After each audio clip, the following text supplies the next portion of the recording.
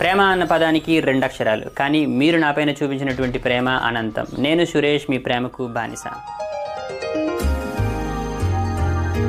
Okay, ఇప్పుడు మనం overview of functions అలానే ఎగ్జిక్యూషన్ కాంటెక్స్ట్ గురించి మాట్లాడుకుందాం. మీరు విన్నది నిజమే. నిజానికి మనం overview of arrays and objects గురించి మాట్లాడుకోవాలి. కానీ ఈ యొక్క అరేస్ అండ్ ఆబ్జెక్ట్స్ బాగా అర్థం అవ్వాలి అంటే ఫస్ట్ మనం ఫంక్షన్స్, ఎగ్జిక్యూషన్ కాంటెక్ట్స్ అలానే స్కోప్స్ అండ్ హోస్టింగ్ గురించి మాట్లాడుకోవాలన్నమాట. అయితే ఈ యొక్క 3 చాప్టర్స్ ఏవైతే ఉన్నాయో అవి కొంచెం కన్ఫ్యూజన్గా ఉంటుంది. ఎందుకోసం అనుకోనంటే ఎక్కువ థియరీ ఉంటుంది అనమాట. సో కాబట్టి మీకు 100కి 100% అర్థం అవ్వాలని లేదు. ఒక 70% అర్థమైతే సరిపోతుంది. ఆ రిమైనింగ్ 30% మనం ప్రాజెక్ట్స్ మీద వర్క్ చేస్తాం కదా, అప్పుడు ఆటోమేటిక్గా అర్థమైపోతుంది అనమాట. ఓకే, అలానే ఈ యొక్క 3 చాప్టర్స్ కొంచెం కన్ఫ్యూజన్గా ఉంటుంది కాబట్టి ఆ 3 చాప్టర్స్ కంప్లీట్ అయిపోయిన తర్వాత ఇంకొక చాప్టర్లో వాటిని రీక్యాప్ కూడా నేను చేస్తాను.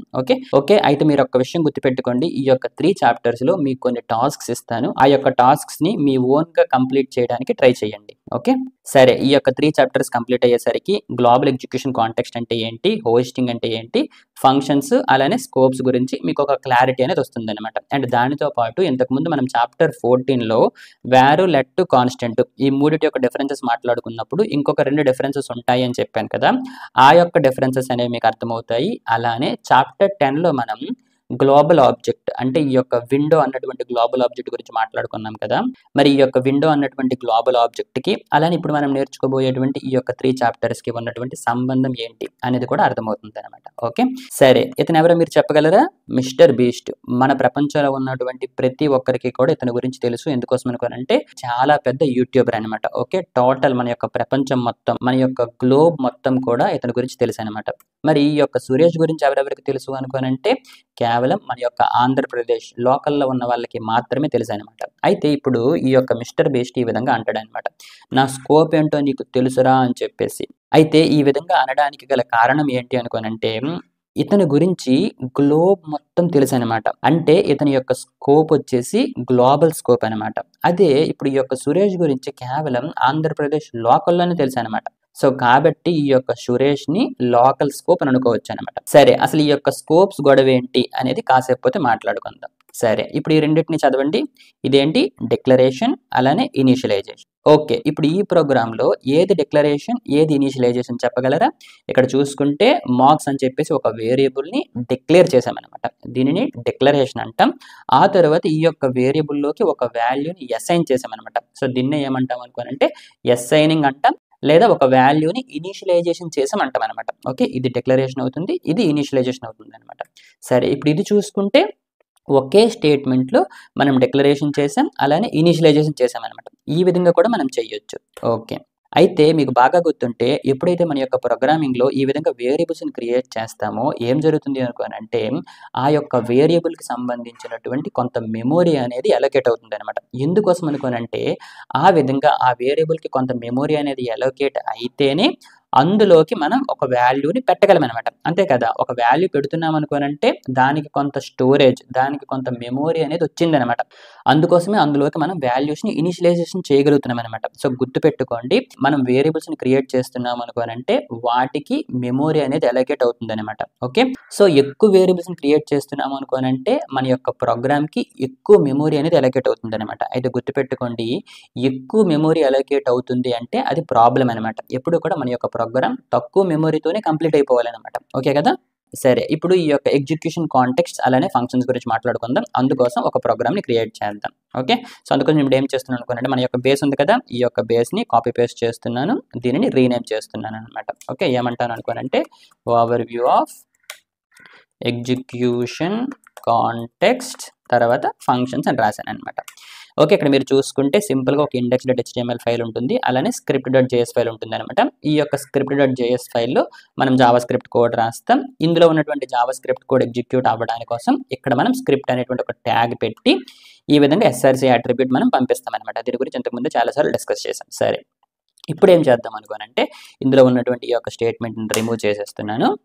ఓకే, ఒకసారి మన యొక్క ప్రోగ్రామ్ని రన్ చేద్దాం. ఇప్పుడు మన యొక్క డెవలపర్ కన్సోల్ ఓపెన్ చేస్తే మన యొక్క జావా స్క్రిప్ట్ కోడ్లో ఎగ్జిక్యూట్ అయినటువంటి కోడ్ అనేది ఇక్కడ కనిపిస్తుంది అనమాట. ఇప్పుడు నిజానికి మనకి ఇక్కడ ఏమీ లేదు కాబట్టి మనకి ఇక్కడ ఏమీ చూపించలేదు అనమాట. ఓకే, ఇప్పుడు దీని యొక్క అవుట్పుట్ నాకు చెప్పండి. సురేష్, హరీష్ అలానే నరేష్ అని రాశాను అనమాట. సో ఏం జరుగుతుంది, ఈ 3 ప్రింట్ అవుతాయి. ఎందుకోసం అనుకునంటే మన యొక్క ఇంటర్ప్రిటర్ అనేది మన యొక్క కోడ్ని టాప్ నుంచి స్టేట్మెంట్ బై స్టేట్మెంట్ ఎగ్జిక్యూట్ చేస్తుంది అనమాట. ఓకే, ఇప్పుడు ఒకసారి దీని యొక్క అవుట్పుట్ మనం చెక్ చేద్దాం. ఇక్కడ చూడండి, ఈ యొక్క 3 స్టేట్మెంట్స్ రాశాను కదా, దీని యొక్క అవుట్పుట్ చూసుకుంటే సురేష్, హరీష్, నరేష్, ఇది మనందరికీ తెలిసిందే. సరే, ఇప్పుడు దీని యొక్క అవుట్పుట్ చెప్పండి. ఇక్కడ ఏం చేశాను అనుకోనంటే సురేష్ ఏజ్ అనేటువంటి ఒక వేరియబుల్ తీసుకున్నాను. తీసుకున్న తర్వాత అందులోకి 22 అన్నటువంటి వాల్యూని ఇనిషియలైజేషన్ చేశాను అనమాట. కాకపోతే ఇక్కడ ఏం చేశాను అనుకోనంటే ఇనిషియలైజేషన్కి ముందే దానిని ప్రింట్ చేస్తున్నాను అనమాట. ఓకే, డిక్లరేషన్కి తర్వాత ఇనిషియలైజేషన్కి ముందు దాన్ని ప్రింట్ చేస్తున్నాను అనమాట. ఇప్పుడు ఇందులో ఏ వాల్యూ ఉంటుంది, ఇంతకు ముందే మనం చాలాసార్లు డిస్కస్ చేసాం. ఇందులో మనకి అన్డిఫైన్డ్ ఉంటుంది అనమాట.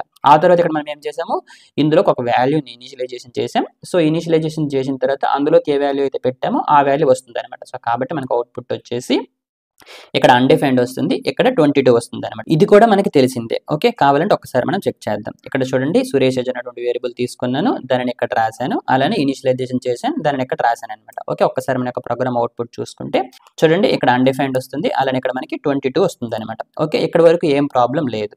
సరే, ఇక్కడ నిజానికి ఏం జరుగుతుంది అనుకోనంటే ఇది మన యొక్క జావా స్క్రిప్ట్ కోడ్. ఈ యొక్క జావా స్క్రిప్ట్ కోడ్ అనేది ఎప్పుడు ఎగ్జిక్యూట్ అవుతుంది అనుకోనంటే ఫస్ట్ మన యొక్క HTML ఫైల్ అనేది రన్ అవుతుంది అనమాట. ఓకే, ఆ తర్వాత ఎప్పుడైతే ఈ యొక్క స్క్రిప్ట్ ట్యాగ్ దగ్గరికి వస్తుందో ఇందులో మనం ఇచ్చినటువంటి జావా స్క్రిప్ట్ ఫైల్లో ఉన్నటువంటి కోడ్ అనేది ఎగ్జిక్యూట్ అవుతుంది అనమాట. అంటే ఇందులో ఉన్నటువంటి కోడ్ అనేది ఎగ్జిక్యూట్ అవుతుంది అనమాట. అయితే ఇందులో ఉన్నటువంటి కోడ్ ఎగ్జిక్యూట్ అయ్యే ముందు కొన్ని జరుగుతాయి అనమాట.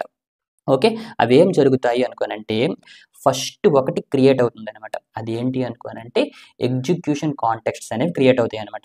ఓకే, బాగా గుర్తుపెట్టుకోండి, ఎప్పుడైతే మన యొక్క జావా స్క్రిప్ట్ ఇంజిన్ మన యొక్క స్క్రిప్ట్ ఫైల్ని కానీ లేదా మన యొక్క ఫంక్షన్స్ని కానీ రన్ చేస్తుందో అప్పుడు ఎగ్జిక్యూషన్ కాంటెక్స్ట్స్ అనేవి క్రియేట్ అవుతాయి అనమాట. మరి ఎగ్జిక్యూషన్ కాంటెక్స్ట్ అంటే ఏంటి అనుకోనంటే ఎగ్జిక్యూషన్ కాంటెక్స్ట్ అనేది ఒక ఎన్విరాన్మెంట్ అనమాట. ఓకేనా, ఈ యొక్క ఎన్విరాన్మెంట్లో మన యొక్క జావా స్క్రిప్ట్ కోడ్ అనేది ఎగ్జిక్యూట్ అవుతుంది అనమాట. ఓకే, కొంచెం కన్ఫ్యూజన్గా ఉంటుంది, ఎందుకోసం అనుకోనంటే ఎన్విరాన్మెంట్ అని చెప్పాను కాబట్టి. ఓకే, ప్రాక్టికల్గా మనం ప్రోగ్రామ్స్ చేస్తాం కదా, అప్పుడు క్లారిటీగా అర్థమవుతుంది అనమాట. ఇప్పుడైతే గుర్తుపెట్టుకోండి, మన యొక్క జావా స్క్రిప్ట్ ఫైల్లో రాసినటువంటి కోడ్ ఎగ్జిక్యూట్ అయ్యే ముందు ఎగ్జిక్యూషన్ కాంటెక్స్ట్ అనేది క్రియేట్ అవుతుంది అనమాట. అయితే ఇటువంటి ఎగ్జిక్యూషన్ కాంటెక్ట్స్ అనేవి 3 రకాలు ఉన్నాయి అనమాట. ఒకటి global execution context, 2 function execution context, అలానే 3ది వచ్చేసి ఎవాల్ ఎగ్జిక్యూషన్ కాంటెక్స్ట్ అనమాట. ఈ చాప్టర్లో మనం గ్లోబల్ ఎగ్జిక్యూషన్ కాంటెక్స్ట్ అలానే ఫంక్షన్ ఎగ్జిక్యూషన్ కాంటెక్స్ట్ గురించి మాట్లాడుకుందాం. ఈ యొక్క ఎవాల్యూషన్ ఎగ్జిక్యూషన్ కాంటెక్స్ట్ గురించి తర్వాత మాట్లాడుకుందాం. ఓకే, అయితే ఎప్పుడైతే మన యొక్క జావా స్క్రిప్ట్ ఇంజిన్ మన యొక్క స్క్రిప్ట్ ఫైల్ అంటే మన యొక్క జావా స్క్రిప్ట్ ఫైల్ని రన్ చేస్తుందో మనకి గ్లోబల్ ఎగ్జిక్యూషన్ కాంటెక్స్ట్ అనేది క్రియేట్ అవుతుంది అనమాట. బాగా గుర్తుపెట్టుకోండి, ఈ యొక్క గ్లోబల్ ఎగ్జిక్యూషన్ కాంటెక్స్ట్ అనేది ఒక ప్రోగ్రామ్కి ఒక్కటే ఉంటుంది అనమాట. అలానే మన యొక్క ప్రోగ్రాంలో మనం ఫంక్షన్స్ కూడా రన్ చేస్తామన్నమాట. అటువంటి ఫంక్షన్స్ని రన్ చేసినప్పుడు మనకి ఫంక్షన్ ఎగ్జిక్యూషన్ కాంటెక్స్ట్ అనేది ఒకటి క్రియేట్ అవుతుంది అనమాట. కాకపోతే మన యొక్క ఫంక్షన్స్ని కాల్ చేసినటువంటి ప్రతిసారి కూడా ఒక ఫంక్షన్ ఎగ్జిక్యూషన్ కాంటెక్స్ట్ అనేది క్రియేట్ అవుతుంది అనమాట. ఓకే, మీకు ముందే చెప్పాను కదా, ఇది థియరీ. సో కాబట్టి కొంచెం కన్ఫ్యూజన్గా ఉంటుంది, ప్రాక్టికల్గా చేసినప్పుడు క్లారిటీగా మీకు అర్థమవుతుంది అనమాట. సో గుర్తుపెట్టుకోండి, మన యొక్క స్క్రిప్ట్ ఫైల్ అంటే మన యొక్క జావా స్క్రిప్ట్ ఫైల్ రన్ అయినప్పుడు గ్లోబల్ ఎగ్జిక్యూషన్ కాంటెక్స్ట్ క్రియేట్ అవుతుంది, అది కూడా ఒకటే క్రియేట్ అవుతుంది. అలానే మన యొక్క ఫంక్షన్స్ని మనం రన్ చేసినప్పుడు ప్రతిసారి కూడా ఒక ఫంక్షన్ ఎగ్జిక్యూషన్ కాంటెక్స్ట్ అనేది క్రియేట్ అవుతుంది అనమాట. ఓకే, అలానే మనకి ఎవాల్ అనేటువంటి ఒక మెథడ్ ఉంటుంది, ఆ యొక్క మెథడ్ని ఉపయోగించినప్పుడు ఎవాల్ ఎగ్జిక్యూషన్ కాంటెక్స్ట్ అనేది ఒకటి క్రియేట్ అవుతుంది అనమాట. ఓకే, దీని గురించి మనం తర్వాత మాట్లాడుకుందాం. సరే, అసలు ఈ యొక్క గ్లోబల్ ఎగ్జిక్యూషన్ కాంటెక్స్ట్ ఏంటి, ఇది ఎందుకోసం క్రియేట్ అవుతుంది, ఇది క్రియేట్ అవ్వడానికి మన యొక్క ప్రోగ్రామ్ ఎగ్జిక్యూట్ అవ్వడానికి గల సంబంధం ఏంటి అన్న విషయాల గురించి ఇప్పుడు మనం మాట్లాడుకోవాలి. సరే, ఇప్పుడు మన యొక్క ప్రోగ్రామ్ చూడండి, ఇక్కడ మనం ఏం చేసాము, సురేష్ ఏజ్ అన్నటువంటి వేరియబుల్ని ఇక్కడ డిక్లేర్ చేశాను. ఈ యొక్క డిక్లరేషన్కి తరువాత దీనిని నేను యాక్సెస్ చేస్తున్నాను కదా. సరే, ఒకవేళ ఈ యొక్క వేరియబుల్ని నేను ఈ యొక్క డిక్లరేషన్ కన్నా ముందే ఉపయోగిస్తే ఏం జరుగుతుంది, సరే ఒకసారి మనం చెక్ చేద్దాం. ఫర్ ఎగ్జాంపుల్ ఇక్కడ రాద్దాం. ఓకే, console.log ఏమని రాశాను అనుకోనంటే బిఫోర్ డిక్లరేషన్ అని రాశాను, ఇక్కడ సురేష్ ఏజ్ పెట్టాను అనమాట. ఓకేనా, ఇక్కడ మీరు చూసుకుంటే వేరియబుల్ డిక్లరేషన్ అనేది ఎక్కడ ఉంది, కాకపోతే నేను ఏం చేస్తున్నాను ఇక్కడ ఉపయోగించేస్తున్నాను అనమాట. సో ఇప్పుడు మనకి ఏం జరుగుతుంది, ఎప్పుడైతే ఈ యొక్క ప్రోగ్రామ్ ఎగ్జిక్యూట్ అవుతుందో ఫస్ట్ లైన్ వస్తుంది అనమాట. సో సురేష్ ప్రింట్ అవుతుంది, హరీష్ ప్రింట్ అవుతుంది, ఇక్కడికి వస్తుంది అనమాట. ఇక్కడికి వచ్చేసరికి ఈ యొక్క సురేష్ ఏజ్ అన్నటువంటి వేరియబుల్ ఇంకా డిక్లేర్ అవ్వలేదు, అంతే కదా. ఇక్కడ చూసుకుంటే 6th లైన్లో మనం ఇది రాసాము, కానీ ఇక్కడ మనం 3rd లైన్లోనే దీనిని యాక్సెస్ చేయడానికి ట్రై చేస్తున్నాం అనమాట. సో ఇప్పుడు మనకి ఏం జరగాలి అనుకోనంటే ఎర్రర్ రావాలన్నమాట. ఇక్కడ చూడండి, can not access Suresh age before initialization ఉంటుంది అనమాట.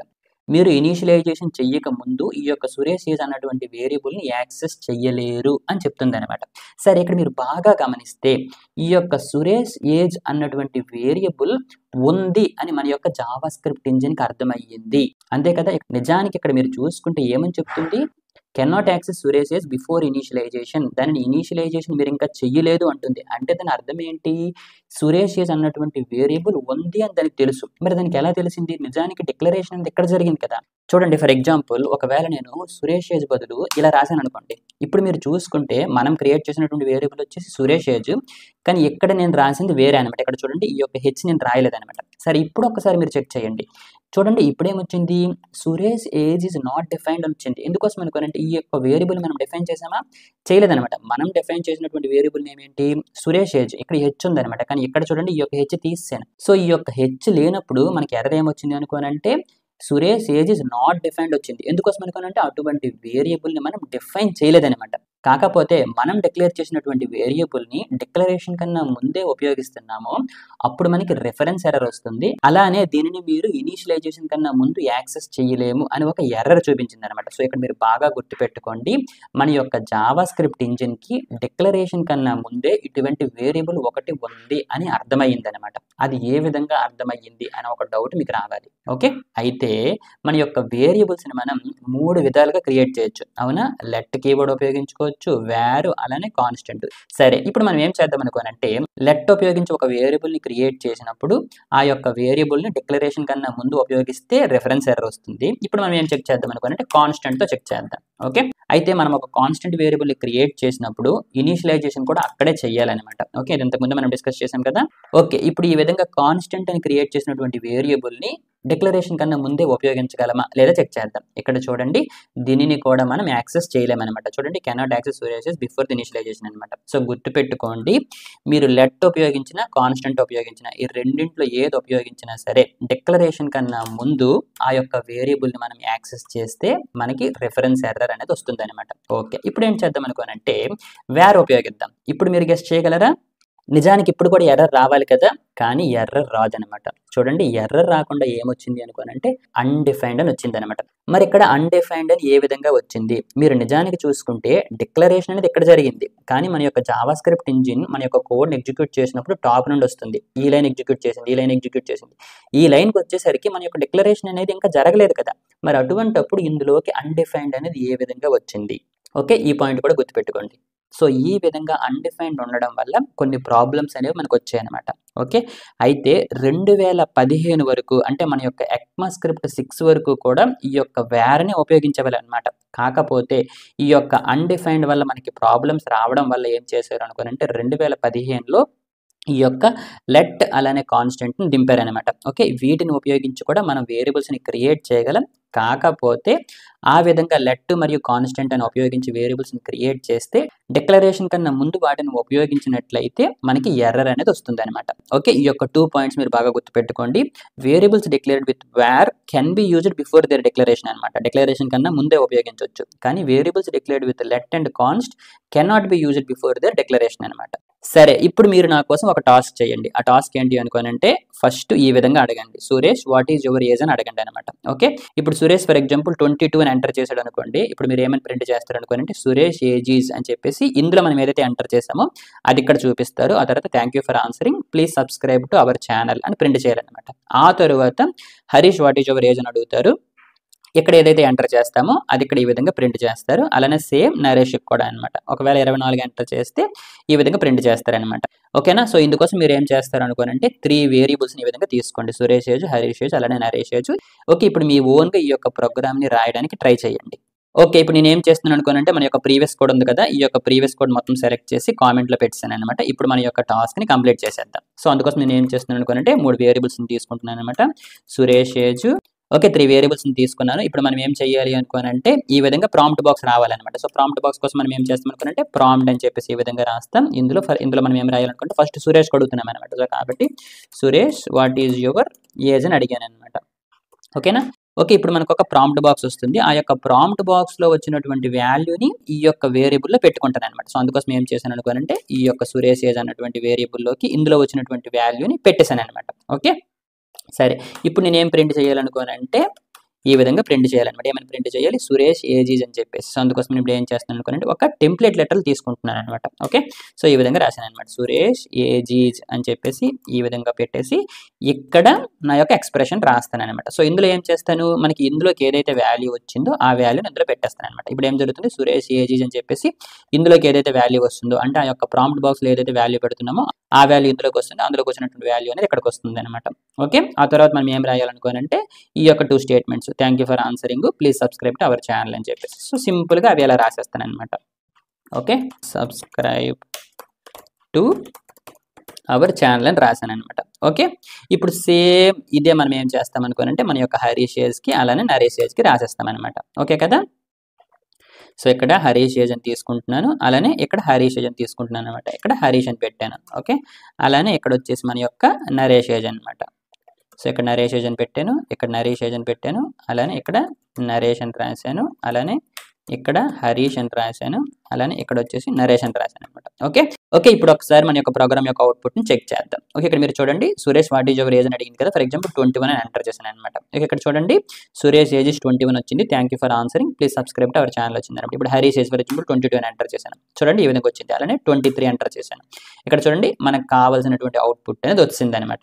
ఓకే, ఇప్పుడు ఈ యొక్క టాస్క్ని కంప్లీట్ చేయడానికి ఈ విధంగా ప్రోగ్రామ్ రాసాం కదా, అయితే ఈ యొక్క ప్రోగ్రామ్ మీరు బాగా గమనిస్తే దీనిని మనం కొంచెం సింప్లిఫై చేయొచ్చు అనమాట. ఓకే, మనకి తెలియకుండా మనం ఎక్కువ కోడ్ని రాస్తున్నాం అనమాట. మీరు ఇక్కడ బాగా గమనిస్తే ఇక్కడ చూడండి thank you for answering, please subscribe to our channel అనేది 3 సార్లు రిపీట్ అయింది అనమాట. సో దీనిని ప్రింట్ చేయడానికి మనం ఎన్ని స్టేట్మెంట్స్ రాసాము, ఇక్కడ 2 రాసాం, ఇక్కడ 2 రాసాం, ఇక్కడ 2 రాసాం అనమాట. సో టోటల్గా 6 స్టేట్మెంట్స్ అనేవి రాసాం. ఇక్కడ మీరు బాగా గమనించండి, ఈ కోడ్ ఈ కోడ్ ఈ కోడ్ ఈ 3 కూడా సేమే అనమాట. సో ఈ యొక్క కోడ్ని మనం ఏం చేసుకోవచ్చు అనుకోనంటే రీయూజ్ చేసుకోవచ్చు అనమాట.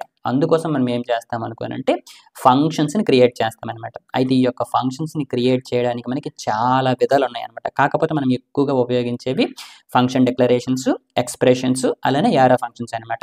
అయితే ఈ యొక్క చాప్టర్లో మనం function declarations and function expressions గురించి మాట్లాడుకుందాం. ఓకే, అందులో ఫస్ట్ వచ్చేసి ఫంక్షన్ డిక్లరేషన్ అనమాట. సో ఫంక్షన్ డిక్లరేషన్లో మనం ఏం చేస్తాం అనుకోనంటే ఫస్ట్ ఫంక్షన్ అని ఈ యొక్క కీవర్డ్ని ఉపయోగిస్తాం అనమాట. ఇంతకుముందు చూసారా మనం ఇఫ్ అని ఒక కీవర్డ్ని వాడాం, ఇలా చాలా రకాలైనటువంటి కీవర్డ్ని వాడాం కదా. అలానే ఒక ఫంక్షన్ని క్రియేట్ చేయాలి అనుకోనంటే మనం ఫంక్షన్ అనేటువంటి కీవర్డ్ని ఉపయోగిస్తాం అనమాట. అయితే ఇప్పుడు ఈ యొక్క స్టేట్మెంట్ ఉంది కదా, ఈ యొక్క ఇఫ్ స్టేట్మెంట్ అనేది మన యొక్క ప్రోగ్రామ్లో ఉందనుకోండి, ఎప్పుడైతే మన యొక్క జావా స్క్రిప్ట్ ఇంజిన్ ఇక్కడ వరకు వచ్చింది అనుకోండి, ఇప్పుడు దీనిని ఎగ్జిక్యూట్ చేసినప్పుడు ఏం చేస్తుంది, డైరెక్ట్గా ఇందులో ఉన్నటువంటి కండిషన్ చెక్ చేస్తుంది, ఇది ట్రూ అయితే ఇందులో ఉన్నటువంటి స్టేట్మెంట్స్ అనేది ఎగ్జిక్యూట్ చేస్తుంది, అవునా. కానీ మన యొక్క ఫంక్షన్స్ అలా కాదనమాట. మరి ఏ విధంగా వర్క్ అవుతాయి అనేది కాసేపు మీకు అర్థమవుతుంది. సరే, ఇప్పుడు మనం ఏం చేసాం, ఫంక్షన్ అనేటువంటి ఒక కీవర్డ్ రాసాం, రాసిన తరువాత ఆ యొక్క ఫంక్షన్ కి ఒక నేమ్ ఇస్తామన్నమాట. అయితే ఇక్కడ మనం రాసినటువంటి నేమ్ ఏంటి, మన యొక్క ఐడెంటిఫైయర్ అనమాట. అంటే ఇంతకు ముందు చూసారా మనం వేరియబుల్స్ యొక్క నేమ్స్ ఇచ్చినప్పుడు కొన్ని రూల్స్ అనేవి మనం ఫాలో అవుతాం కదా, సేమ్ అవే రూల్స్ని ఇక్కడ కూడా మనం ఫాలో అవుతాం అనమాట. ఓకే, సో ఈ విధంగా ఫంక్షన్ నేమ్ రాసిన తర్వాత ఈ విధంగా బ్రాకెట్ ఓపెన్ బ్రాకెట్ క్లోజ్ చేసి curly bracket open curly bracket close చేస్తాం అనమాట. అయితే గుర్తుపెట్టుకోండి మన యొక్క ఫంక్షన్స్ కి మనం పారామీటర్స్ కూడా పాస్ చేయొచ్చు అనమాట. ఓకే, అది ఏంటి అనేది కాసేపు మీకు అర్థమవుతుంది. అలానే ఈ యొక్క ఫంక్షన్ లో మనం కొన్ని స్టేట్మెంట్స్ అనేవి రాసుకుంటాం అనమాట. సరే, ఇప్పుడు మన యొక్క జావా స్క్రిప్ట్ ఇంజిన్ ఒక్కొక్క స్టేట్మెంట్ ని ఎగ్జిక్యూట్ చేస్తూ ఇక్కడ వరకు వచ్చింది అనుకోండి, ఇందులో ఉన్నటువంటి స్టేట్మెంట్స్ ని డైరెక్ట్ గా ఎగ్జిక్యూట్ చేయదనమాట. మరి ఇటువంటి ఫంక్షన్ లో ఉన్నటువంటి స్టేట్మెంట్స్ ని ఎగ్జిక్యూట్ చేయాలి అంటే ఈ యొక్క ఫంక్షన్ ని మనం రన్ చేయాలి, లేకపోతే ఈ యొక్క ఫంక్షన్ ని మనం కాల్ చేయాలి అంటాం అనమాట. ఓకేనా, సో ఈ యొక్క ఫంక్షన్ ఏ విధంగా కాల్ చేస్తాము అనుకోనంటే ఈ విధంగా రాస్తామన్నమాట. ఇక్కడ మనం రాసినటువంటి ఫంక్షన్ నేమ్, ఆ తర్వాత బ్రాకెట్ ఓపెన్ బ్రాకెట్ క్లోజ్ చేస్తామన్నమాట. ఓకే, సో దీన్ని ఏమంటాం, రన్నింగ్ ఏ ఫంక్షన్ లేదా ఎగ్జిక్యూటింగ్ ఏ ఫంక్షన్ అంటాం అనమాట. సో మన యొక్క జావా స్క్రిప్ట్ ఇంజిన్ కి ఎప్పుడైతే ఈ యొక్క లైన్ కనిపిస్తుందో అప్పుడు ఏం చేస్తుంది అనుకోనంటే ఈ యొక్క ఫంక్షన్ నేమ్తో ఉన్నటువంటి ఫంక్షన్ని చెక్ చేస్తుంది అనమాట.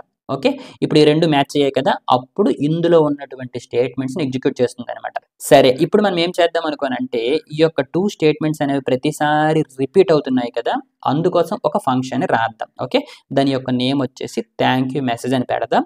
ఆ యొక్క ఫంక్షన్లో ఈ యొక్క 2 స్టేట్మెంట్స్ని రాద్దాం. ఆ తర్వాత ఏం చేద్దాం అనుకోనంటే ఎక్కడెక్కడైతే ఈ యొక్క 2 స్టేట్మెంట్స్ మనకి కావాలనుకుంటున్నామో అక్కడ ఈ యొక్క ఫంక్షన్ని కాల్ చేద్దాం. ఓకే, ఇప్పుడు మీ ఓన్గా ఈ యొక్క ఫంక్షన్ని రాయడానికి ట్రై చేయండి. సరే, ఇప్పుడు నేను రాస్తున్నాను. అయితే గుర్తుపెట్టుకోండి ఈ యొక్క ఫంక్షన్ మనం ఎక్కడ రాయాలి అని మీకు ఒక డౌట్ రావచ్చు అనమాట. అంటే ఈ యొక్క టాప్లో రాయాలా, కింద రాయాలా, ఎక్కడ రాయాలా నాకు మీకు డౌట్ వస్తుంది అనమాట. సరే, ఇప్పటికైతే ఏం చేస్తున్నాను అనుకోనంటే ఈ యొక్క కింద నేను రాస్తాను అనమాట. సో అందుకోసం ఫంక్షన్ అని రాశాను, thank you thank you message అని పెట్టాను అనమాట. ఓకేనా? సో ఈ విధంగా రాశాను. సో ఇప్పుడు ఏం చెయ్యాలి? ఈ యొక్క 2 స్టేట్మెంట్స్ ఏవైతే ఉన్నాయో ఈ యొక్క 2 స్టేట్మెంట్స్‌ని ఇందులో పెడుతున్నాను అనమాట. ఇప్పుడు ఈ యొక్క ఫంక్షన్ యొక్క పర్పస్, ఈ యొక్క ఫంక్షన్ యొక్క టాస్క్ ఏంటి అనుకోనంటే ఈ యొక్క ఫంక్షన్‌ని మనం కాల్ చేసినప్పుడు ఇందులో ఉన్నటువంటి ఈ యొక్క 2 స్టేట్మెంట్స్‌ని ఎగ్జిక్యూట్ చేస్తుందనమాట. అయితే ఇందులో ఉన్నటువంటి 2 స్టేట్మెంట్స్‌ని ఎగ్జిక్యూట్ అవ్వాలి అంటే ఏం చేయాలి? ఈ యొక్క ఫంక్షన్‌ని మనం ఎగ్జిక్యూట్ చేయాలి. లేదా ఈ యొక్క ఫంక్షన్‌ని మనం కాల్ చేయాలి. సో అందుకోసం మనం ఏం చేస్తాం అనుకున్నట్టు మనకి ఎక్కడ కావాలి? ఇక్కడ కావాలి కదా! సో ఈ యొక్క 2 స్టేట్మెంట్స్‌ని తీసేసి ఈ విధంగా రాశాననమాట. ఓకే. ఇది మీరు బాగా గమనిస్తే ఇక్కడ రాసినటువంటి మన యొక్క ఫంక్షన్ నేమ్ ఉంది కదా! ఆ యొక్క ఫంక్షన్ నేమ్ రాశాను. అలానే ఈ విధంగా బ్రాకెట్ ఓపెన్, బ్రాకెట్ క్లోజ్ చేశాననమాట. సో ఈ విధంగా చేస్తేనే అప్పుడు ఈ యొక్క ఫంక్షన్‌లో ఉన్నటువంటి స్టేట్మెంట్స్ అనేవి ఎగ్జిక్యూట్ అవుతాయన్నమాట. ఓకే.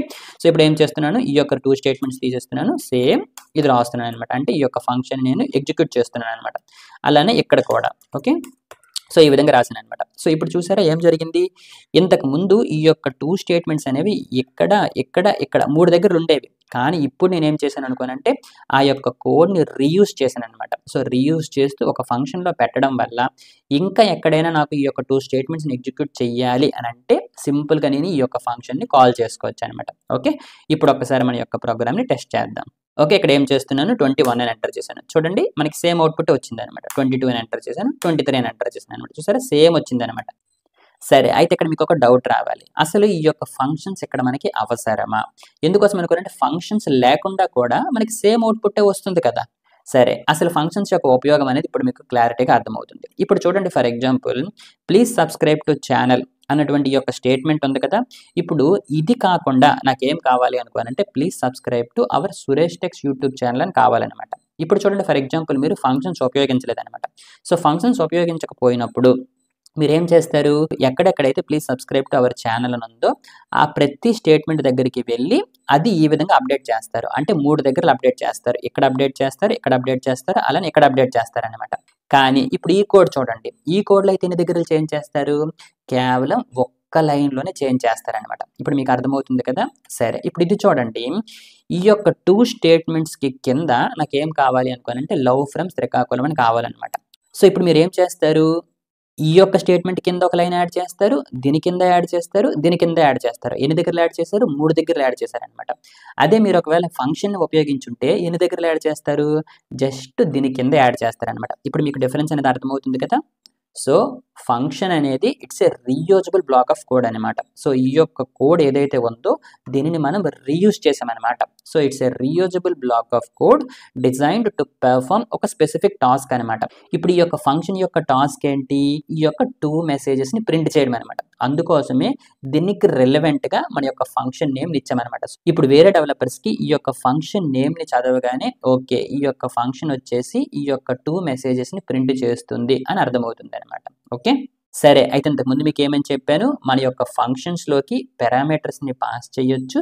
అలానే మన యొక్క ఫంక్షన్స్ వాల్యూస్‌ని కూడా రిటర్న్ చేయొచ్చనమాట. ఓకే. కొంచెం కన్‌ఫ్యూజన్‌గా ఉంటుంది. తర్వాత మీకు ప్రాక్టికల్‌గా చేసి చూపిస్తాను. అప్పుడు క్లారిటీగా అర్థమవుతుందనమాట. సరే. అయితే ఇక్కడ మీరు బాగా గమనిస్తే ఫంక్షన్ డిక్లరేషన్ ఎక్కడ చేశాను? ఇక్కడ చేశాను. కానీ ఇదే ఫంక్షన్‌ని నేను ఎక్కడ ఉపయోగిస్తున్నాను? ఈ యొక్క డిక్లరేషన్ కన్నా ముందే ఇక్కడ చూడండి ఇక్కడ ఉపయోగించాను, ఇక్కడ ఉపయోగించాను, ఇక్కడ ఉపయోగించాననమాట. డిక్లరేషన్ కన్నా ముందు ఉపయోగించినా కూడా ఇది వర్క్ అవుతుంది. అంతే కదా! సో గుర్తుపెట్టుకోండి.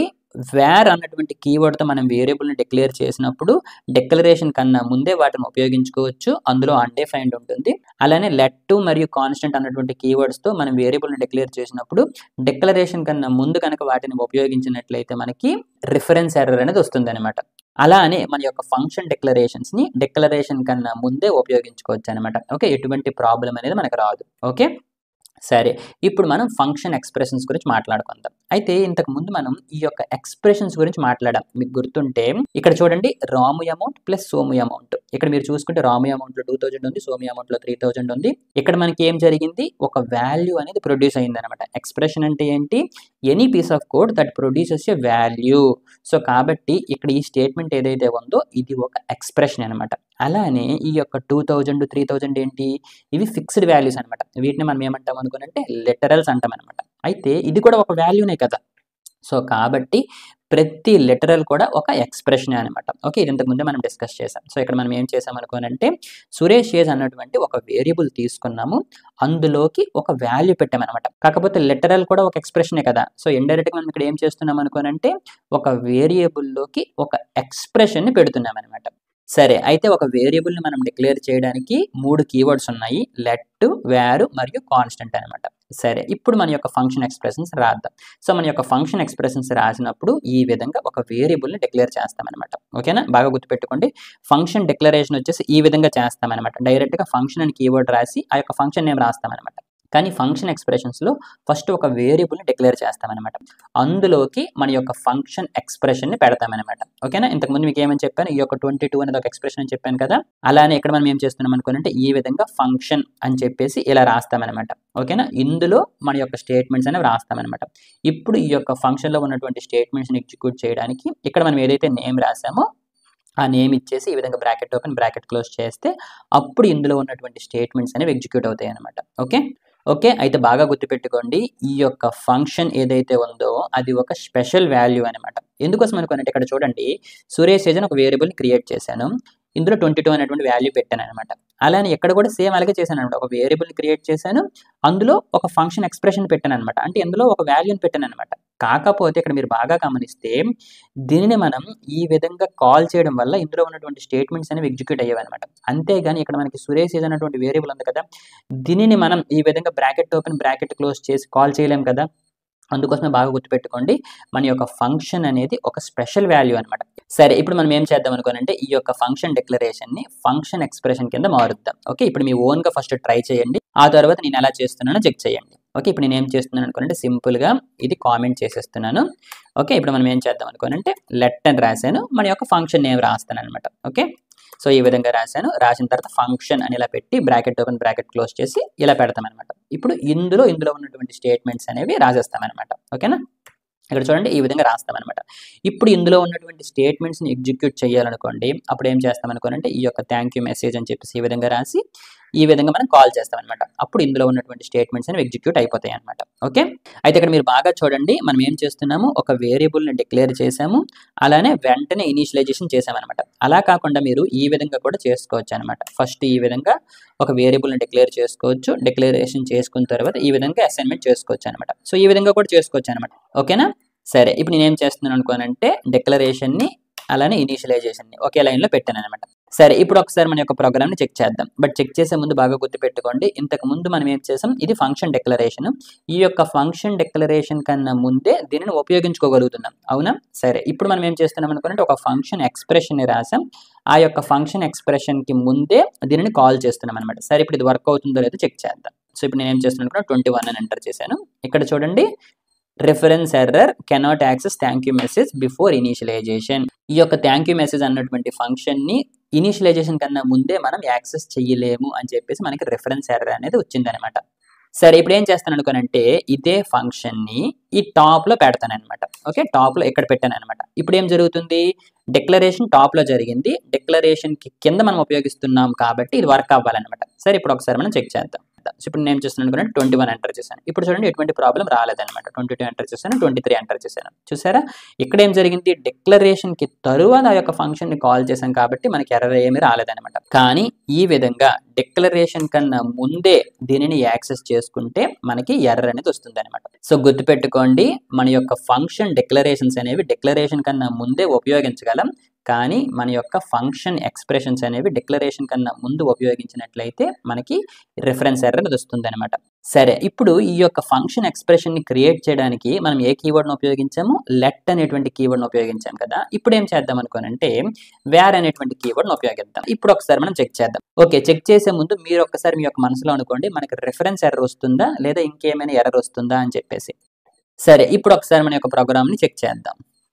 సో 21 ఎంటర్ చేశాను. ఇక్కడ చూడండి ఎర్రర్ వచ్చింది, కాకపోతే ఆ ఎర్రర్ మీరు బాగా గమనించండి, రిఫరెన్స్ ఎర్రర్ కాదు, టైప్ ఎర్రర్ అనమాట. సో ఎర్రర్ ఏంటి అనుకోనంటే thank you message is not a function. ఇప్పుడు ఏమంటుంది అనుకోనంటే ఈ యొక్క థ్యాంక్ యూ మెసేజ్ అనేది ఫంక్షన్ కాదు అంటుంది అనమాట. అది ఫంక్షన్ కాదు అంటే మరి అసలు అందులో ఏముంది అనుకోనంటే అందులో మనకి అన్డిఫైన్డ్ అని ఉంటుందన్నమాట. అదే కదా ఇంతకుముందు మనం చూసాం. మన యొక్క వేరియబుల్స్‌ని క్రియేట్ చేసినప్పుడు వేర్ అని ఉపయోగించామనుకోండి, డిక్లరేషన్ కన్నా ముందు అందులో మనకి అన్‌డిఫైన్డ్ అనేది ఉంటుందన్నమాట. కావాలంటే ఒకసారి మీరు ఇక్కడ చెక్ చేసుకోండి. ఫర్ ఎగ్జాంపుల్ నేను ఇక్కడ ఈ విధంగా రాసానన్నమాట. ఓకే. ఈ యొక్క థ్యాంక్ యూ మెసేజ్ అన్నటువంటిది రాశాను. ఓకే. ఒకసారి మనం చెక్ చేద్దాం. ఓకే. ఇక్కడ మీరు చూడండి నాకు అన్‌డిఫైన్డ్ అని ప్రింట్ అయిపోయిందన్నమాట. ఇక్కడ చూడండి స్టార్టింగ్‌లో నాకు అన్‌డిఫైన్డ్ అని ప్రింట్ అయిందన్నమాట. అందుకోసం ఇక్కడ మనకి ఏం జరుగుతుంది అనుకోనండి, ఎప్పుడైతే ఈ యొక్క ఫంక్షన్ మనం కాల్ చేస్తున్నామో ఇది ఏమంటుంది అనుకోనంటే అది ఫంక్షన్ కాదు అని చెప్పేసి. ఎందుకోసం అనుకోనంటే అందులో మనకి అన్‌డిఫైన్డ్ అని ఉందన్నమాట. సో గుర్తుపెట్టుకోండి, మీరు ఫంక్షన్ ఎక్స్‌ప్రెషన్స్ ఉపయోగించినప్పుడు లెట్ ఉపయోగించిన, వేర్ ఉపయోగించిన లేదా కాన్స్టెంట్ ఉపయోగించిన ఈ మూడిట్లో ఏది ఉపయోగించినా సరే మనకి ఏదో ఒక ఎర్రర్ అనేది వస్తుందన్నమాట. అంటే ఫంక్షన్ ఎక్స్‌ప్రెషన్స్‌ని వాటి యొక్క డిక్లరేషన్ కన్నా ముందు మనం ఉపయోగించలేమన్నమాట. కేవలం ఫంక్షన్ డిక్లరేషన్స్‌ని ఉపయోగించగలమన్నమాట.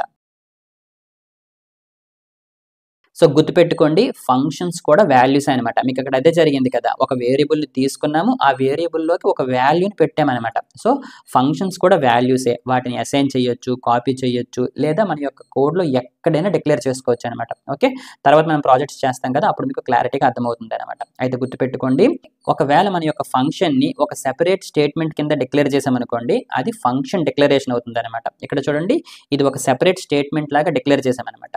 అలా కాకుండా if the function is created as part of an expression, దానిని మనం ఫంక్షన్ ఎక్స్ప్రెషన్ అంటాం అనమాట. ఇక్కడ మనకి అదే జరిగింది కదా, ఈ యొక్క ఫంక్షన్ని ఒక ఎక్స్ప్రెషన్ లాగా ఒక వేరియబుల్లో మనం పెట్టామన్నమాట. అందుకోసమే అది ఫంక్షన్ ఎక్స్ప్రెషన్ అవుతుంది అనమాట. ఓకే, అలానే ఒక ఫంక్షన్లో ఇంకొక ఫంక్షన్ని మనం క్రియేట్ చేయొచ్చు అనమాట.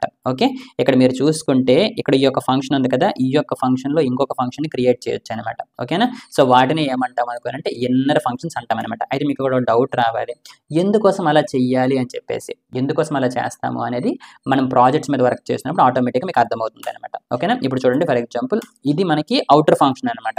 ఈ యొక్క ఫంక్షన్లో నేను ఈ విధంగా ఇంకొక ఫంక్షన్ రాసుకోవచ్చు అనమాట. ఓకే, ఎక్కడైతే దీనికి పర్పస్ లేదు, కాకపోతే మీకు చూపిస్తున్నాను, ఒక ఫంక్షన్లో మనం ఇంకొక ఫంక్షన్ కూడా పెట్టుకోవచ్చు అనమాట. ఓకే, ఇందులో మనం కొన్ని స్టేట్మెంట్స్ రాసుకోవచ్చు అనమాట, అవర్ ఛానల్ అని చెప్పేసి. సో గుర్తుపెట్టుకోండి, ఒక ఫంక్షన్లో మనం ఇంకొక ఫంక్షన్ని కూడా క్రియేట్ చేసుకోవచ్చు అనమాట. మీకు ముందే చెప్పాను కదా, ప్రాజెక్ట్స్ మీద వర్క్ చేసినప్పుడు మీకు ఆటోమేటిక్గా అర్థమైపోతాయి అనమాట. ఇప్పుడైతే జస్ట్ గుర్తుపెట్టుకోండి, ఒక ఫంక్షన్లో మనం ఇంకొక ఫంక్షన్ని క్రియేట్ చేయొచ్చు. ఓకే, ఓకే, మరి ఫంక్షన్ డిక్లరేషన్ అలానే ఫంక్షన్ ఎక్స్ప్రెషన్ ఈ రెండింటిలో దేనిని ఉపయోగించాలి అంటే ఎక్కువ శాతం మనం ఫంక్షన్ డిక్లరేషన్స్ని ఉపయోగిస్తామన్నమాట. ఎందుకోసం అనుకోనంటే డిక్లరేషన్ కన్నా ముందే వాటిని మనం యాక్సెస్ చేసుకోగలం కాబట్టి ఫంక్షన్ డిక్లరేషన్స్ అని ఉపయోగిస్తామన్నమాట. కాకపోతే కొన్ని సమయాల్లో ఫంక్షన్ ఎక్స్ప్రెషన్స్ని ఉపయోగించాల్సి వస్తుంది, అప్పుడు మనం ఫంక్షన్ ఎక్స్ప్రెషన్స్ని వాడుకుంటాం అనమాట.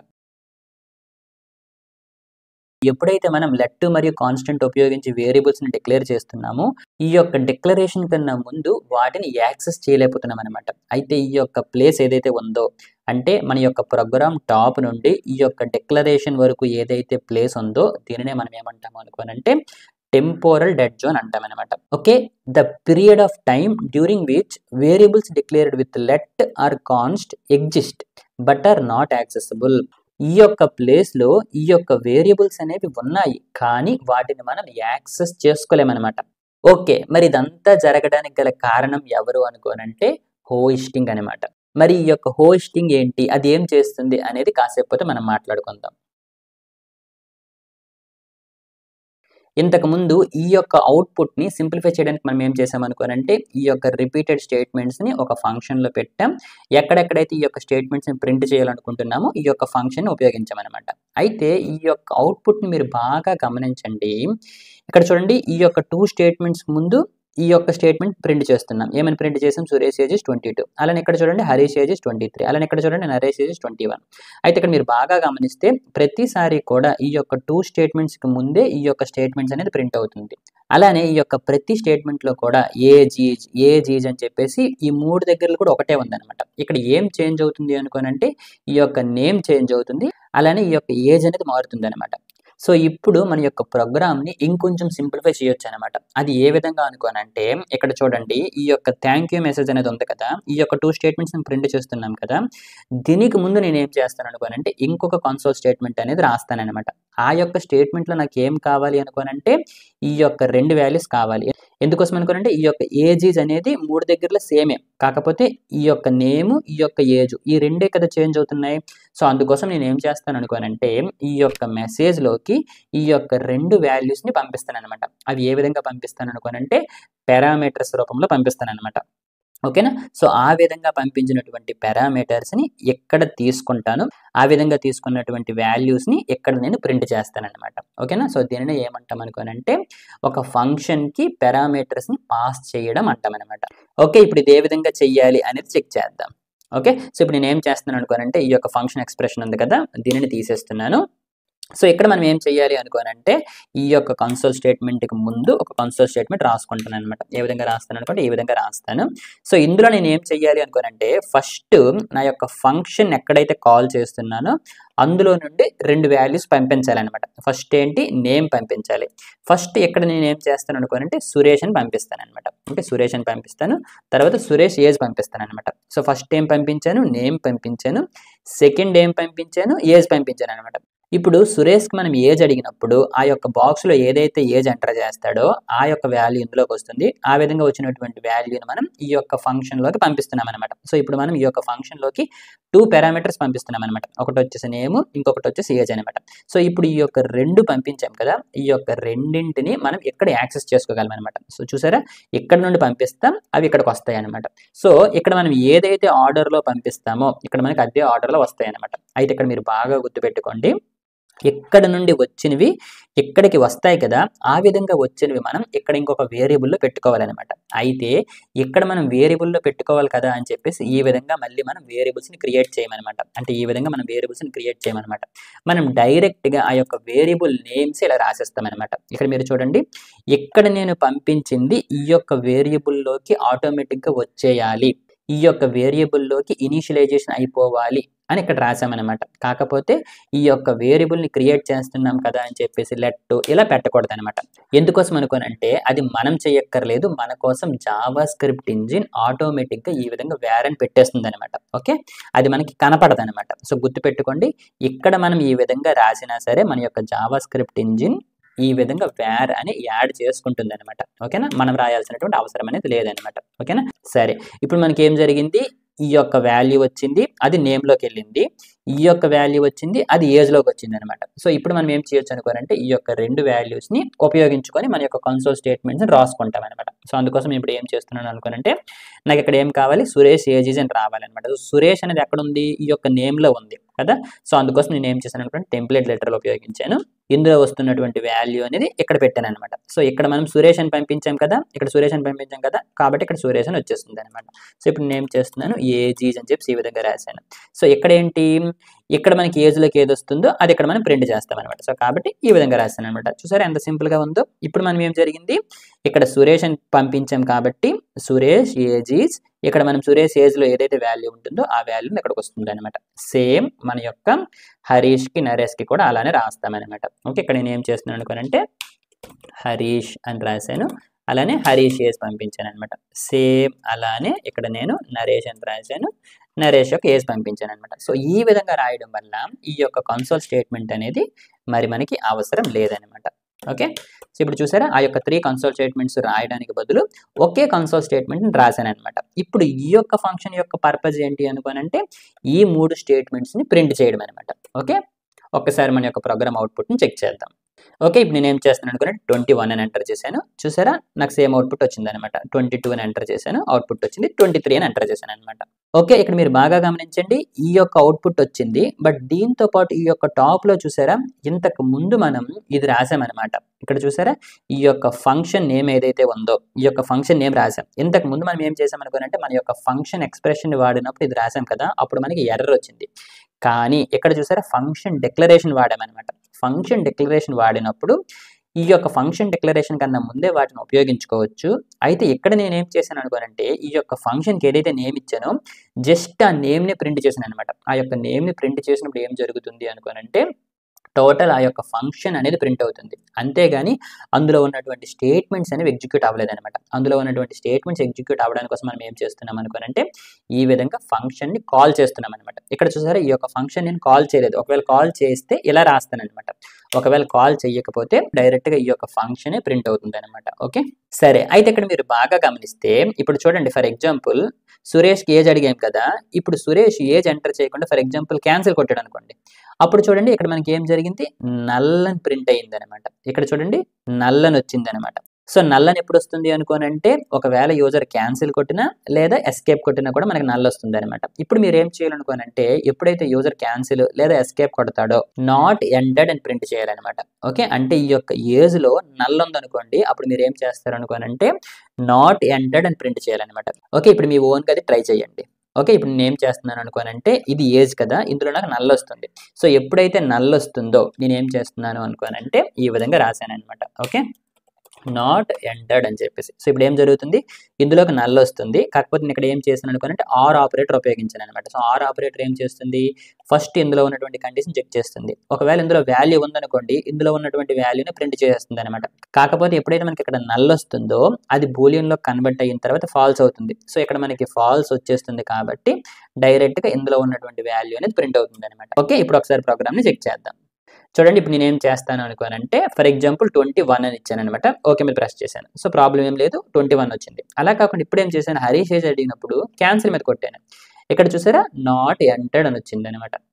అలా కాకుండా ఒక వాల్యూ ఇచ్చాను అనుకోండి ఆ యొక్క వాల్యూ అనేది వచ్చేస్తుంది అనమాట. చూసారా ఒకవేళ ఎంటర్ చేయనప్పుడు నిజానికి ఇంతకుముందు మనకి నల్ వచ్చింది. కాకపోతే ఇప్పుడు మనం ఏం చేసాం ఎప్పుడైతే నల్ వస్తుందో ఈ విధంగా ఆర్ ఆపరేటర్ ఉపయోగించి ఒక స్ట్రింగ్‌ని నేను రాశాననమాట. ఓకే. ఇప్పుడు మీకు అర్థమవుతుంది కదా! మన యొక్క రిక్వైర్మెంట్‌ని బట్టి ఇటువంటి ఆపరేటర్స్ అనేవి మనం ఉపయోగించుకుంటాం అనమాట. ఓకే. సరే ఇప్పుడు మీరు ఏం చేస్తారనుకోనంటే ఇంకొక చిన్న టాస్క్ చేయండి. ఈ యొక్క టాస్క్‌లో మీరు ఏం చేస్తారనుకోనంటే ఇప్పుడు మన దగ్గర ఉన్నటువంటి ఈ యొక్క ఏజెస్ ఏవైతే ఉన్నాయో వాటి యొక్క సమ్‌ని ఫైండ్ చేయాలనమాట. ఓకే. అయితే ఇక్కడ ఒక చిన్న ట్విస్ట్ ఉంది. నాకు అవుట్‌పుట్ ఏ విధంగా కావాలి అనుకోనంటే ఇలా కావాలనమాట. కరెంట్ టోటల్ ఏజ్ అని చెప్పేసి ఈ విధంగా ప్రింట్ అవ్వాలనమాట. ఇప్పుడు చూడండి సురేష్ ఏజ్ వచ్చేసి 22 ఎంటర్ చేశాడు కదా! సో కాబట్టి కరెంట్ టోటల్ ఏజ్ 22 అని రావాలి. ఆ తర్వాత ఎప్పుడైతే హరీష్ వాడి యొక్క ఏజ్‌ని ఎంటర్ చేస్తాడో అప్పుడు నాకు కరెంట్ టోటల్ ఏజ్ వచ్చేసి ఇంతకు ముందు ఉన్నటువంటి ఏజ్‌కి ఇప్పుడు ఎంటర్ చేసినటువంటి ఏజ్‌తో కలపాలనమాట. సో ఈ యొక్క 22ని 23తో కలిపితే మనకి కరెంట్ టోటల్ ఏజ్ వచ్చేసి 45 అని ప్రింట్ చేయాలి.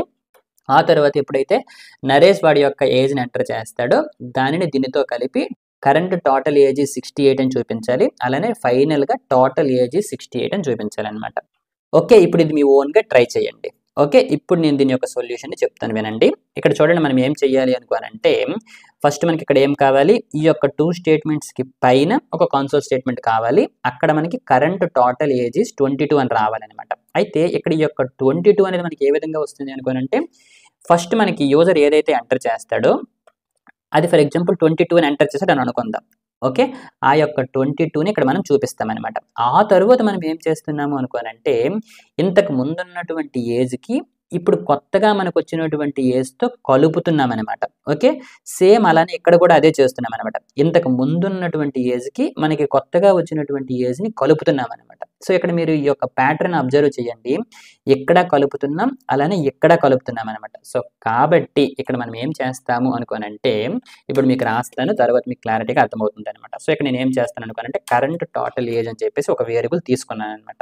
ఈ యొక్క వేరియబుల్‌లోకి నేను ఏం చేస్తాను అనుకోనంటే 0 అనేటువంటి ఒక వాల్యూతో ఇనీషియలైజేషన్ చేస్తాననమాట. ఓకే. ఇప్పుడు నాకు కరెంట్ టోటల్ ఏజ్ అన్నటువంటి వేరియబుల్‌లో 0 ఉందనమాట. ఇది ఎందుకోసం పెట్టాను అనేది ఇప్పుడు మీకు అర్థమవుతుందనమాట. ఇప్పుడు నేనేం చేస్తాను అనుకోనంటే ఈ యొక్క 2 స్టేట్మెంట్స్‌కి ముందే కదా నాకు ఇది కావాలి కరెంట్ టోటల్ ఏజ్ అని చెప్పేసి నేను ఇప్పుడు ఏం చేస్తాను అనుకోనంటే ఇక్కడ ఈ యొక్క కరెంట్ టోటల్ ఏజ్ అన్నటువంటి వేరియబుల్‌ని అప్డేట్ చేస్తాననమాట. ఓకే. ఎందుకోసం అనుకోనంటే ఇక్కడ చూడండి ఈ యొక్క కరెంట్ టోటల్ ఏజ్ అన్నటువంటిది ఏదైతే ఉందో అది ప్రతిసారి నాకు అప్డేట్ అవుతుంది. ఇక్కడ చూడండి 22 వచ్చింది. ఇక్కడ 45 వచ్చింది. ఇక్కడ 68 అవుతుందనమాట. సో అందుకోసం నేను ఏం చేస్తున్నాను అనుకోనంటే ఈ యొక్క కరెంట్ టోటల్ ఏజ్‌లో ఎంత ఉంది ఫస్ట్ 0 ఉందనమాట. సో ఈ యొక్క 0ని నాకు ఇనీషియల్‌గా వచ్చినటువంటి ఏజ్‌తో యాడ్ చేస్తున్నాననమాట. సో ఇప్పుడు చూడండి ఫస్ట్ ఏం జరుగుతుంది అనుకోనంటే ఈ యొక్క సురేష్ ఏజ్‌లోకి for example first time Suresh వచ్చేసి 22 ఎంటర్ చేసాడు అనుకోండి. అప్పుడు ఏం జరుగుతుంది ఆ యొక్క 22 అనేది ఇక్కడికి వస్తుందనమాట. ఇక్కడికి వచ్చిన తర్వాత నా యొక్క కరెంట్ టోటల్ ఏజ్‌లో ఎంత ఉంది 0 ఉంది. అంతే కదా ఇనీషియల్‌గా అందులో నాకు 0 ఉందనమాట. 0 ప్లస్ నాకు వచ్చినటువంటి 22. ఇప్పుడు ఏం జరుగుతుంది, కరెంట్ టోటల్ ఏజ్లో నాకు 22 ఉంటుందన్నమాట. ఇప్పుడు నేను ఏం చేస్తాను అనుకోనంటే ఈ విధంగా ఒక టెంప్లేట్ లెటర్ రాస్తాను అనమాట. సో ఏ విధంగా రాస్తాను అనుకోనంటే కరెంట్ టోటల్ ఏజ్ ఈజ్ అని చెప్పేసి ఇక్కడ నా యొక్క ఎక్స్ప్రెషన్ రాసి ఈ యొక్క కరెంట్ టోటల్ ఏజ్లో ఏదైతే వాల్యూ ఉందో ఆ వాల్యూని ప్రింట్ చేస్తాను అనమాట. అప్పుడు మనకి ఏం జరుగుతుంది, ఇందులో మనకి ఇప్పుడు 22 ఉంది కదా, so current total age is 22 అని ప్రింట్ అయిపోతుంది అనమాట. ఓకేనా. సరే, ఆ తర్వాత ఏం జరుగుతుంది, హరీష్ ఏజ్ తీసుకున్నాం కదా, ఇప్పుడు చూడండి ఫర్ ఎగ్జాంపుల్ హరీష్ వచ్చేసి 23 ఎంటర్ చేసాడు అనుకుంటాం. అప్పుడు ఏం జరుగుతుంది, ఈ యొక్క 23 ఎక్కడికి వస్తుంది, అక్కడ నుండి ఎక్కడికి వస్తుంది, ఇక్కడికి వచ్చిన తర్వాత ఇంతకు ముందు మనకి ఈ యొక్క కరెంట్ టోటల్ ఏజ్లో మనం కొత్తగా వచ్చినటువంటి వాల్యూని అప్డేట్ చేసాం అంతే కదా. ఈ యొక్క కరెంట్ టోటల్ ఏజ్లో ఇంతకుముందు మనకి ఎంత ఉంది, 22 ఉందన్నమాట. ఇప్పుడు ఆ యొక్క 22 ప్లస్ ఇప్పుడు మనకు వచ్చినటువంటి 23 ఈ రెండు కలిపి మళ్ళీ ఈ యొక్క కరెంట్ టోటల్ ఏజ్ని అప్డేట్ చేస్తున్నాం అనమాట. ఆ విధంగా అప్డేట్ చేసినటువంటి వాల్యూని ఇక్కడ మనం ప్రింట్ చేస్తున్నాం అనమాట. సో కాబట్టి ఇక్కడ మనకి 45 ప్రింట్ అవుతుంది అనమాట. సేమ్ ఈ యొక్క నరేష్ దగ్గరికి వచ్చినప్పుడు కూడా అలానే జరుగుతుంది అనమాట. ఓకేనా. ఇప్పుడు ఒకసారి మన యొక్క ప్రోగ్రామ్ని చెక్ చేద్దాం.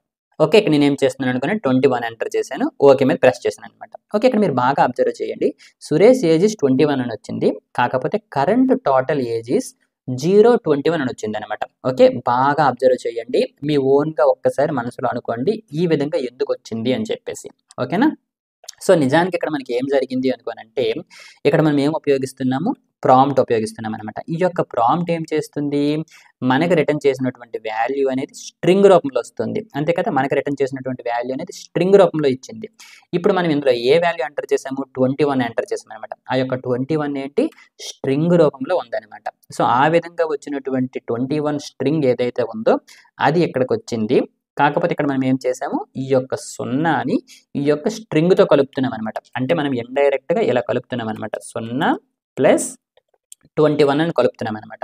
అయితే ఒక నెంబర్ని ఒక స్ట్రింగ్తో మనం కలిపామనుకోండి, అప్పుడు మనకి ఏం జరుగుతుంది, కన్కాటనేషన్ జరుగుతుంది. అందుకోసమే మనకి ఈ విధంగా వచ్చింది అనమాట. ఇక్కడ మీరు చూడండి 0 21 వచ్చింది అనమాట. ఇదంతా కూడా ఒక స్ట్రింగ్ అనమాట. సో ఇప్పుడు మనం ఏం చెయ్యాలి అనుకోనంటే ఈ యొక్క 21 ఏదైతే స్ట్రింగ్ రూపంలో ఉందో దీనిని మనం నెంబర్లోకి మార్చేస్తాం అనమాట. సో అందుకోసం మనం ఏం చేయొచ్చు అనుకోనంటే ఇక్కడ మనకి వాల్యూ వస్తుంది కదా, సో ఇక్కడ మనం ఏం చేయొచ్చు అనుకోనంటే నెంబర్ అనేటువంటి బిల్ట్ ఇన్ ఫంక్షన్ ఈ విధంగా రాసుకోవచ్చు అనమాట. ఓకే, సో ఇప్పుడు ఏం జరుగుతుంది, ఈ యొక్క ప్రాంప్ట్ అన్నటువంటి మెథడ్ ఇచ్చినటువంటి వాల్యూ ఈ యొక్క 21 అన్నటువంటి స్ట్రింగ్ ఏదైతే ఉందో అది నెంబర్లోకి మార్చేస్తున్నాం అనమాట. ఓకేనా. సో అలా చేయొచ్చు, లేదా ఇది కొంచెం పెద్దగా ఉంది అని అనిపిస్తే ఇంతకుముందు మనం యూనరీ ఆపరేటర్ ఉపయోగించాం కదా, సో ఇది ఏం చేస్తుంది, సో ఈ యొక్క యూనరీ ప్లస్ ఆపరేటర్ అనేది మనకు వచ్చినటువంటి స్ట్రింగ్ని నెంబర్ కింద మార్చేస్తుంది అనమాట. ఓకేనా. సేమ్ ఈ యొక్క హరీష్కి అలానే నరేష్కి కూడా అదే చేస్తానమాట. ఓకేనా. ఇప్పుడు ఒకసారి మనం చెక్ చేద్దాం. ఓకే, ఇప్పుడు నేను ఏం చేస్తాను అనుకుంటే 21 ఎంటర్ చేశాను. ఇక్కడ నాకు చూడండి కరెంట్ టోటల్ ఏజ్ 21 అని వచ్చింది. ఇప్పుడు 22 ఎంటర్ చేశాను. ఇక్కడ చూడండి ఈ యొక్క 21 ప్లస్ 22 43 అయింది అనమాట. అలానే ఇప్పుడు ఫర్ ఎగ్జాంపుల్ 23 ఎంటర్ చేశాను అనమాట. ఇక్కడ చూడండి ఈ యొక్క 43 ప్లస్ 23 66 అని వచ్చింది అనమాట. చివరిగా నాకు ఏం రావాలి, టోటల్ ఏజీస్ అని చెప్పేసి ఈ యొక్క 66 అనేది ప్రింట్ అవ్వాలి. ఓకే, మీరు ఒక్కసారి అది ఓన్గా ట్రై చేయండి. ఓకే, ఇప్పుడు నేను ఏం చేస్తున్నాను, అది ఎక్కడ రాయాలనుకోనంటే ఈ యొక్క ఫంక్షన్కి కింద రాసుకోవచ్చు లేదా ఎక్కడైనా రాసుకోవచ్చు అనమాట. ఓకే, నేనైతే ఇక్కడ రాసేస్తున్నాను. ఓకే, console.log ఏమని రాస్తాను, టోటల్ ఏజీస్. సో ఈ విధంగా టెంప్లెట్ లెటర్లు రాసుకోవచ్చు లేదా మనం డైరెక్ట్గా ఇలా కూడా రాసుకోవచ్చు అనమాట. ఓకేనా, టోటల్ ఏజీజ్ అని చెప్పి ఏ విధంగా రాసి కామా పెట్టేసి మన యొక్క కరెంట్ టోటల్ ఏజ్ అనేది రాసేస్తాం అనమాట. ఓకే ఓకే, ఇక్కడ నేను ఏం చేస్తున్నాను 22 ఎంటర్ చేశాను, ఆ తర్వాత 23 ఎంటర్ చేశాను, 45 వచ్చింది. ఇప్పుడు 24 ఎంటర్ చేశాను అనమాట. ఓకే, ఇక్కడ మీరు చూడండి కరెంట్ టోటల్ ఏజ్ 69 వచ్చింది, అలానే టోటల్ ఏజ్ 69 అని వచ్చింది అనమాట. ఓకే ఓకే, ఇప్పటి వరకు నేను ఇచ్చినటువంటి టాస్క్స్ని ఎవరెవరైతే వాళ్ళ ఓన్గా ట్రై చేస్తున్నారో వాళ్ళందరూ నిజంగా గ్రేట్.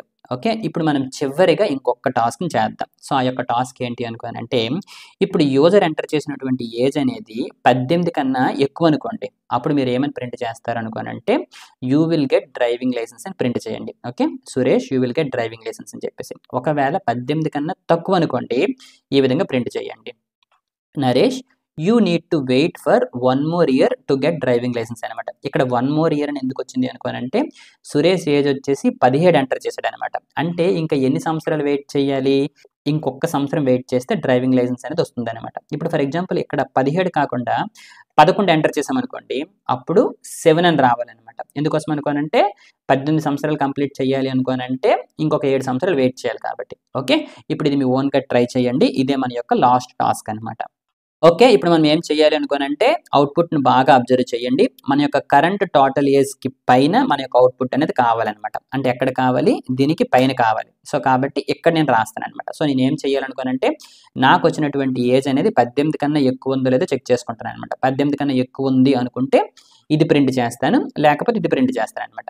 ఓకేనా? So, simple programme. సో, అందుకోసం నేనేం చేస్తాననుకోనంటే ఇక్కడ ఒక ఇఫ్ కండిషన్ రాస్తాను. అంతే కదా! ఎందుకోసం అనుకుంటే ఒక కండిషన్ నేను చెక్ చేయాలి. సో, నా యొక్క కండిషన్ ఏంటి అనుకోనంటే నాకొచ్చినటువంటి ఏజ్ ఎందులో ఉంటుంది? ఈ యొక్క వేరియబుల్‌లో ఉంటుంది. సో, కాబట్టి ఒకవేళ ఏజ్ అనేది 18 కన్నా ఎక్కువ అనుకోండి. ఈ విధంగా రాస్తాను. ఈ విధంగా రాసి console.log సో, ఒక టెంప్లేట్ లెటర్‌లు వాడాననమాట. ఎందుకోసం అనుకోనంటే ఇక్కడ నేను నేమ్‌ని ప్రింట్ చేయాలి కదా! సో, ఆ విధంగా వచ్చినటువంటి నేమ్ ఎక్కడ ఉంటుంది? ఈ యొక్క వేరియబుల్‌లో ఉంటుంది. సో, కాబట్టి ఇక్కడ నేను నేమ్ అని రాసాననమాట. Okay. You will get driving licence అని రాసాననమాట. ఓకేనా? ఓకే. సో, ఒకవేళ ఏజ్ అనేది 18 కన్నా ఎక్కువ కాదనుకోండి. సో, అప్పుడు మనం ఏం చేస్తామనుకోనంటే ఈ విధంగా రాస్తామనమాట.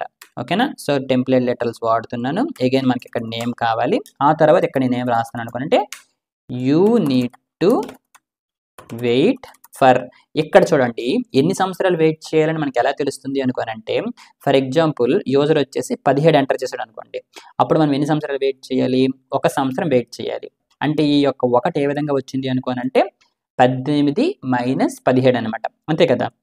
సో, కాబట్టి ఇక్కడ మనం ఏం చేస్తామనుకోనంటే ఈ విధంగా ఒక ఎక్స్‌ప్రెషన్ రాస్తాననమాట. ఇక్కడ నేనేం చేస్తాననుకోనంటే డైరెక్ట్‌గా 18 - నాకిక్కడ ఏదైతే ఏజ్ వస్తుందో దానిని ఈ యొక్క 18 నుండి తీసేస్తాననమాట. అంటే ఈ విధంగా రాసాననమాట. ఇప్పుడు మనకేం జరుగుతుంది? ఇప్పుడు మనకి ఏజ్‌లోకి 17 వచ్చిందనుకోండి. 18 - 17 ఒకటొస్తుందనమాట. ఓకేనా? మనకు అదే కదా కావాలి. సో, ఆ తర్వాత నేనేం రాస్తున్నాను అనుకోనంటే more years to get driving licence అని చెప్పేసి. ఓకే. సో, ఇప్పుడు మీరు చూసారా? ఈ విధంగా మనం రాసుకుంటామనమాట. ఓకే. ఒక్కసారి మన యొక్క ప్రోగ్రామ్ అవుట్‌పుట్‌ని చెక్ చేద్దాం. ఓకే. ఇప్పుడు నేనేం చేస్తున్నాను అనుకోనండి ఫర్ ఎగ్జాంపుల్ 21 అని ఎంటర్ చేశాను. చూసారా 21 అని ఎంటర్ చేసినప్పుడు Suresh you will get driving licence అని ప్రింట్ అయిందనమాట. ఇప్పుడు చూడండి ఫర్ ఎగ్జాంపుల్ హరీష్ యొక్క ఏజ్ ఫర్ ఎగ్జాంపుల్ 10 అని ఎంటర్ చేశాను అనుకోండి. చూడండి Harish you need to wait for 8 more years. అంతే కదా! ఎందుకోసం అనుకోనంటే హరీష్ ఏజ్ వచ్చేసి 10 అని ఎంటర్ చేశాడు. ఇంకొక 8 సంవత్సరాలు వెయిట్ చేస్తే నీకు డ్రైవింగ్ లైసెన్స్ వస్తుంది అని ప్రింట్ చేసామనమాట. ఇప్పుడు చూడండి ఫర్ ఎగ్జాంపుల్ నరేష్ ఏజ్ వచ్చేసి 17 అని ఎంటర్ చేశాడు అనుకోండి. ఇక్కడ మీరు చూడండి you need to wait for 1 more year to get the driving licence అనమాట. ఓకే. చూసారా? ప్రోగ్రామింగ్ అనేది ఈజీ అని అనమాట. జస్ట్ మనకి ఈ యొక్క బేసిక్స్ వస్తే ఆటోమేటిక్‌గా మనం ప్రోగ్రామ్‌ని రాసేయొచ్చు అనమాట. సరే ఇప్పుడు మనం ఏం చేయాలనుకోనంటే ఎవరి ఏజ్ అయితే 18 కన్నా ఎక్కువ ఉంటుందో వాళ్ళకి మాత్రమే please subscribe to our channel అని రాస్తామనమాట. ఓకే. సో, అందుకోసం మీరు ఏం చేస్తామనుకోనంటే సింపుల్‌గా ఈ విధంగా ఇఫ్ అని ఇక్కడ రాస్తాం. ఏజ్ గ్రేటర్ దాన్ 18 అయితే సో, వాళ్ళకి మాత్రమే ఇది చూపిస్తారనమాట. అంతే కదా! ఎవరి ఏజ్ అయితే 18 కన్నా ఎక్కువ ఉందో వాళ్ళకే మీరు please subscribe to our channel అని అడుగుతారనమాట. ఓకే. ఇది వర్క్ అవుతుంది. కాకపోతే ఇక్కడ మీరు బాగా గమనించండి. ఇక్కడ చూడండి ఇక్కడ ఇదే కండిషన్‌ని రాశారు. అలానే ఇక్కడ కూడా ఇదే కండిషన్ రాశారనమాట. ఓకే. సో, ఇటువంటప్పుడు మనం ఏం చేసుకోవచ్చు అనుకోనంటే ఇక్కడ చూడండి ఇది రిపీటెడ్ కోడ్, ఇది రిపీటెడ్ కోడే కదా! సో, అందుకోసం నేను ఇప్పుడు ఏం చేస్తాను అనుకోనంటే ఒక వేరియబుల్‌ని తీసుకుంటాననమాట. ఓకే. ఫర్ ఎగ్జాంపుల్ ఈ విధంగా రాశాననమాట. ఎలిజిబుల్ ఫర్ డ్రైవింగ్ లైసెన్స్ అని చెప్పేసి ఒక వేరియబుల్ తీసుకున్నాననమాట. ఈ యొక్క వేరియబుల్‌లోకి ఇందులో ఉన్నటువంటి వాల్యూ ఏదైతే ఉందో అంటే ఈ ఎక్స్‌ప్రెషన్‌ని చేసిన తర్వాత వచ్చినటువంటి వాల్యూని ఇలా పెట్టేస్తాననమాట. ఓకే. సో, ఇలా పెట్టడం వల్ల ఏం జరుగుతుంది అనుకోనంటే ఇప్పుడు చూడండి ఏజ్ గ్రేటర్ దాన్ 18 ఇక్కడ ట్రూ లేదా ఫాల్స్ అనేది వస్తుంది. అంతే కదా! సో, ఆ విధంగా వచ్చినటువంటి వాల్యూని ఈ యొక్క ఇఫ్‌లోకి పంపించాననమాట. సో, ఇంతకు ముందు మనం ఇదే కండిషన్ ఇందులో రాసాం. కానీ ఇప్పుడు ఏం చేసాం అనుకోనంటే ఇందులో వచ్చినటువంటి వాల్యూని ఒక వేరియబుల్‌లో పెట్టుకున్నాననమాట. సో, ఆ విధంగా పెట్టుకోవడం వల్ల ఉపయోగం ఏంటి అనుకోనంటే నెక్స్ట్ ఇంకెక్కడైనా ఇదే కండిషన్‌ని నేను చెక్ చేయాల్సి వచ్చినప్పుడు మళ్ళీ ఈ యొక్క కండిషన్‌ని రాయాల్సినటువంటి అవసరం లేదనమాట. ఓకే. సింపుల్‌గా ఏం చేసుకోవచ్చు అనుకోనంటే ఈ యొక్క వేరియబుల్‌లో నా యొక్క వాల్యూ ఉంది కదా! డైరెక్ట్‌గా దానినే నేను ఉపయోగించుకోవచ్చనమాట. చూసారా? చూసారా? స్లోగా మీకు ప్రోగ్రామింగ్ అనేది అర్థమవుతుంది కదా! సరే ఒక్కసారి దీని యొక్క అవుట్‌పుట్ మనం చెక్ చేద్దాం. ఓకే. ఇప్పుడు నేనేం చేస్తున్నాను అనుకోండి ఫర్ ఎగ్జాంపుల్ 21 అని ఎంటర్ చేశాను. చూడండి 18 కన్నా ఎక్కువ కాబట్టి please subscribe to our channel వచ్చింది. ఫర్ ఎగ్జాంపుల్ 17 అని ఎంటర్ చేశారనుకోండి. ఇక్కడ చూడండి థాంక్ యూ ఫర్ ఆన్సరింగ్ అని వచ్చింది. కాకపోతే please subscribe to our channel అని రాలేదనమాట. ఓకే. ఇప్పుడు చూడండి ఫర్ ఎగ్జాంపుల్ 23 అని ఎంటర్ చేశారనుకోండి. చూడండి please subscribe to our channel అని వచ్చిందనమాట. ఓకేనా? సో, గుర్తుపెట్టుకోండి మనం ఇంతకుముందు మనం కరెంట్ టోటల్ ఏజ్ అన్నటువంటి వేరియబుల్‌ని వాడాం. ఇప్పుడు మనం ఎలిజిబుల్ ఫర్ డీఎల్ అన్నటువంటి వేరియబుల్‌ని వాడామనమాట. ఓకే. సరే. అయితే ఈ యొక్క కరెంట్ టోటల్ ఏజ్ అన్నటువంటి వేరియబుల్‌ని నేనేమంటాను అనుకోనంటే, అది గ్లోబల్ స్కోప్‌లో ఉంది అంటాను. అలానే ఈ యొక్క ఎలిజిబుల్ ఫర్ డీఎల్ అన్నటువంటి వేరియబుల్ అనేది లోకల్ స్కోప్‌లో ఉంది అని అంటాననమాట. సరే, మరి వీటిని ఎందుకోసం ఇలా అన్నాను అనేది తెలుసుకోవాలి అంటే ఫస్ట్ మనం స్కోప్స్ గురించి మాట్లాడుకోవాలనమాట. ఓకే. చిన్న బ్రేక్, చిటికలో వచ్చేస్తా.